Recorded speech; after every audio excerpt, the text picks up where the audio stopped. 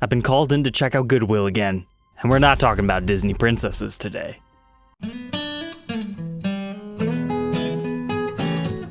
Welcome back, Troglodytes, to your daily dose of guitar information, the Trogly's Guitar Show. That's right, we've got some real gems to talk about today, so let's just go ahead and kick it off. Here is the first thing that was donated to Goodwill that they posted up onto their auction site. In case you don't know, goodwill.com, sometimes you can find some interesting stuff. But this one is interesting for all the wrong reasons. That headstock, it's so bad. Okay, so Gibsons, they normally look like this, right? Open book headstock, beautiful. Now, if we want to be fair, there was one Gibson model once upon a time that had this exact headstock. It was called the Gibson Invader. It's the only one that I'm aware of that has a bump rather than the book, but it was a real bolt-on neck Gibson model. Now, this one looks like it got beat upside the head a little bit harder than the Invader. That's quite the bump.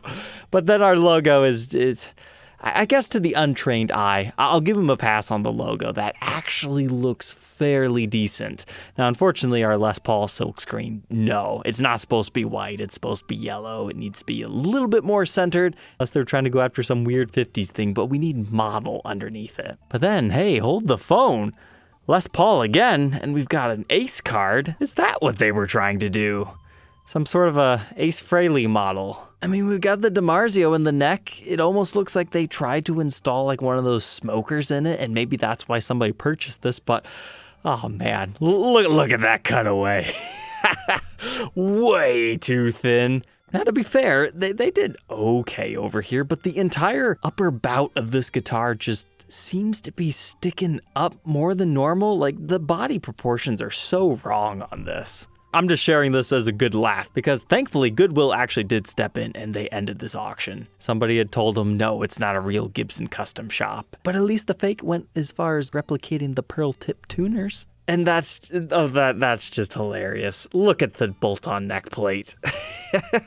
The model that they're trying to copy here would not have had a neck plate that has Ace Frehley on it. I guess if you're gonna create counterfeit fakes, you might as well do a fan service, right? You got the white back plates, it's brown on the back. It comes with the case, but I would definitely classify that as a project that probably needs lots of work. And that's exactly what they said it was, and they've taken it down. So hey, props to Goodwill. You guys took care of that one. But now let's take a look at one that's active on their website today. Oh boy, I saw the thumbnail of this one. I had to click it because there's no way that's a Gibson, and it's trying to be. However, to be fair, they're labeling it as Custom Acoustic Electric Guitar Dreadnought. It's going after an SJ200, essentially. I'm surprised they don't have a second pickguard over here to make it ultra fancy. But we've got our crown inlays going up at the headstock, but hey, what is this? Oh, I love to see it. This is a Chipson, but somebody who didn't know how to refinish guitars or anything, they just took like a razor blade and just etched out the Gibson logo so no one would ever be fooled. Had they had not done this and it got donated to Goodwill, they probably would have said it's a Gibson SJ200, and then we'd have the whole debacle of that last listing. But no, somebody took off the false branding, and I 100% approve. Now, it still has the open book headstock shape, which you're not really supposed to do unless your name is Gibson. Looks like we got a little bit of bubbling lacquer right here. It definitely needs a cleaning up, but sometimes these acoustic models, they're not that bad. If you go into them thinking, this is gonna sound like a $50 instrument, but here's what's even better. They ripped out the sound hole sticker to even further make sure nobody gets confused. Because now that you don't have those brandings on there, it raises red flags to somebody who might not be as finely tuned with Gibson. Typically an SJ200 will have flamed maple back and sides. It looks like we have some sort of a maple looking wood here, so that's good. But here's another sign that could let you know something is off. The wood grain for this,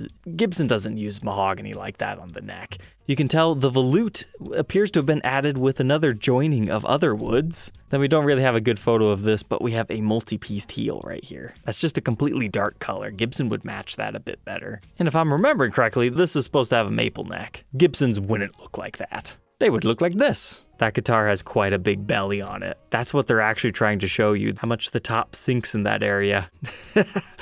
That's not looking so good for your action, but no, this listing exemplifies why. Even if you buy a Chipson knowing that you're good, you know it's fake, you would never sell it as anything else. You're gonna eventually die, and then somebody else is eventually gonna get that guitar and probably try to sell it and not be as knowledgeable as you are, and then somebody gets scammed. That's why Chipsons are a bad thing. But for the rest of tonight, I thought we would check out some other interesting examples that I found, filtering it as most expensive first, because that's how you find the interesting stuff. So here we got Vintage Swinger by Kingston. It's a spaceship guitar, I guess. You know, I would review and document one of these, because even if it's garbage, I can use it to put my pizza in the oven. I like the makeshift little single coil pickup, kind of starting to look like a Filtertron pickup or something. I like the bridge cover that they've got going on here. Interesting brand name there, Swinger, with a big old pointy headstock. And then I love that neck. Nice, beautifully ambered, almost looks like some bird's eye going on. Unfortunately, we don't have very close-up photos, so that's about all we can talk about on this one. But that one's been bid up to $437. But whoa, $2,500 for a red one. Maybe these are better than I give them credit for. It's either that or they're just incredibly rare. I'm not sure, but they are interesting made in Japan oddities. That's why I like hunting Goodwill. You never know what you're gonna find, because it's usually really weird stuff. So here's one of the Guild guitars. Guild made some really crazy out there stuff. This one is relatively tame. So we've got an offset body, very horned over there, but very rounded off down here, and a bit lame over there. But it's a solid set neck guitar that appears to have a lot of controls here. Looks like probably just on-off switches for our pickups, and then maybe master volume, master tone. And maybe a coil split, one of those could be. I mean, it's been modified, so you can't really say for sure, but it looks like we've got two humbuckers in here that are just the size of a single coil.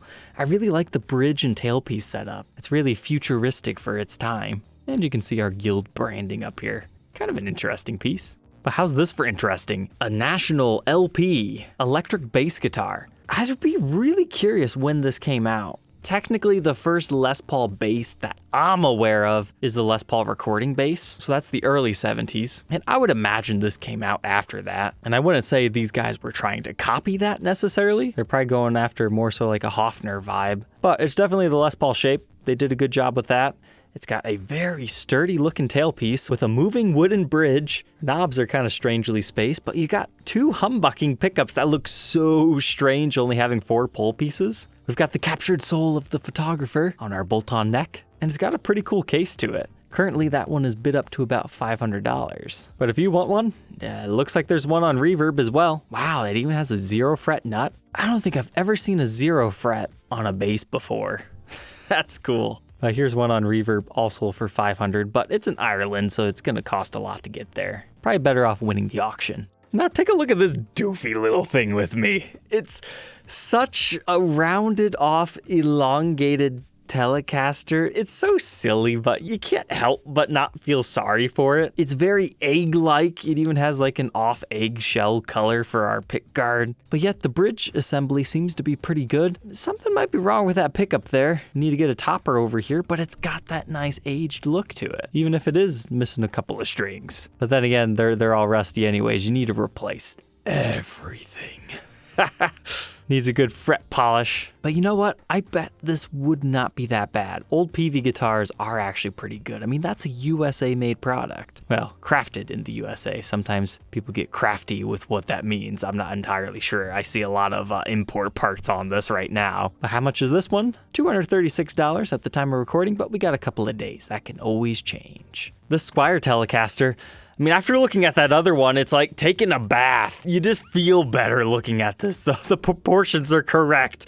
Sometimes it's torture looking at all these weird things. But this is a really beautiful Telecaster. Like, sure, it's got a very severe neck pocket crack. Although that could just be paint chipping as well. It's hard to tell, because it looks like it's chipping all over here. You can see just how thick that finish is. But the aging of the hardware looks so authentic. No Greg or Yuri needed here. Although you might need their help to reinstall the output jack correctly. With a little bit of TLC, I bet that would be a pretty nice guitar. And it seems bidders have fallen in love with it at $234.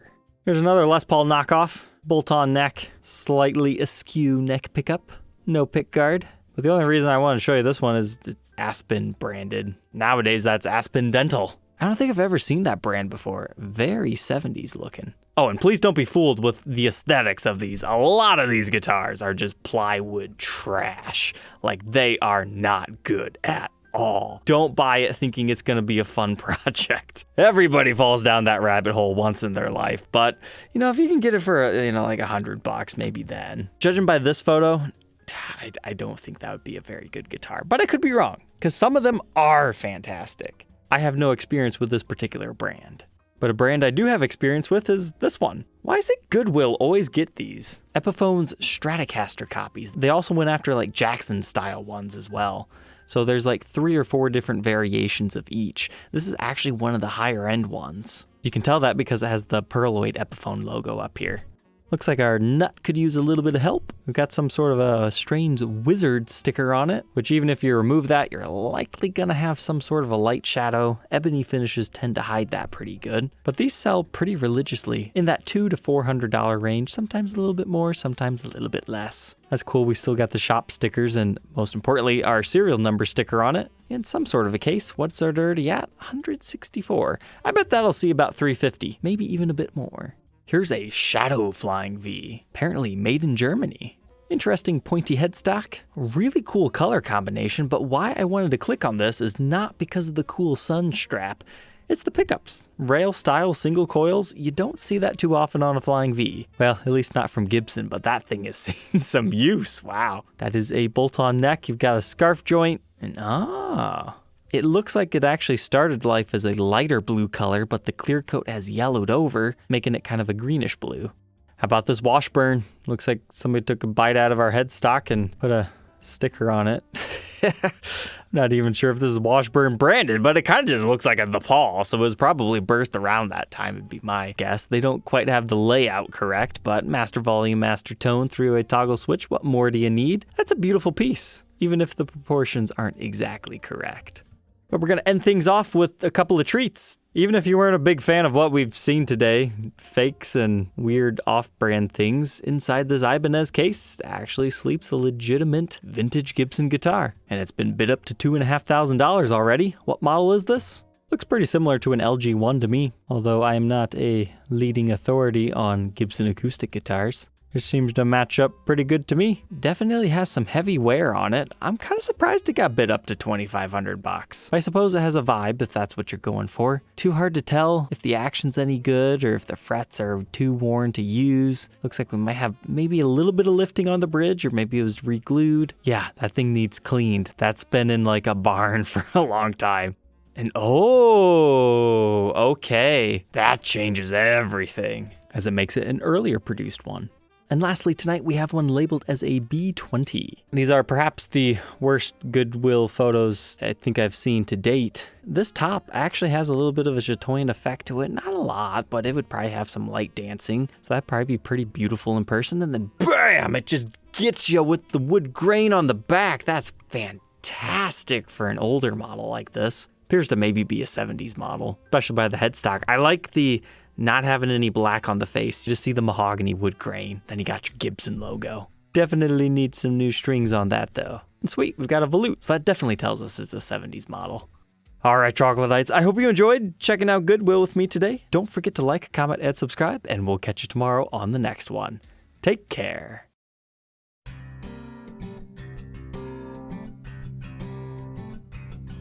If you enjoyed tonight's Goodwill hunting episode, I bet you would like this one where we found a legit 1958 Gibson Les Paul Special. Yeah, that's right, sometimes very cool things do get donated. You can check it out here.